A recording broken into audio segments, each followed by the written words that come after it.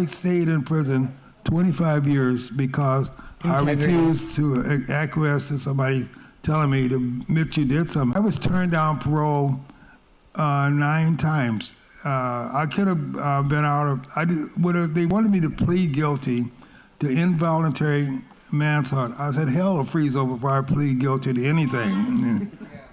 I didn't do anything, so I'm not going to. So I stayed in prison 25 years because I refused to acquiesce to somebody telling me to admit you did something. I didn't do anything. I couldn't look at myself in the mirror if I say I did anything. Nothing. So I think whoever's elected governor should pay close attention to how his prison system is run. And by that I mean, you can't just, because a person gave you $100,000 or $10,000, point them as a parole commissioner, because I doubt that there's anyone in this room has spent 20 years in prison, or 25 other than myself. So the point I'm trying to make is that people who are appointed as commissioners have no idea what drove a person to. I met a bunch of young kids in prison over 25 years, and most of them, they were threatened to, if they didn't plead guilty to something, they were going to charge them something. This system is so corrupt. It's unbelievable.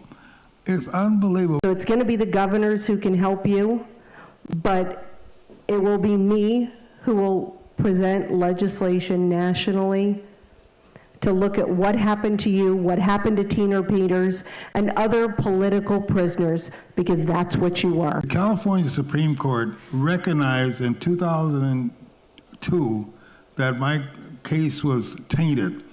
They sent my case down for an evidentiary hearing and threw my conviction out to have it for an evidentiary hearing. The Los Angeles County District Attorney, they scripted the hearing. In other words, they paid off everybody and they gave the questions they were going to ask, gave them the answers they were supposed to get. It was completely scripted. I didn't find this out until 2014. And how did I find it out? The question. I had an attorney and we did a public records request. In the public records request, I got all the documents that they had been hiding.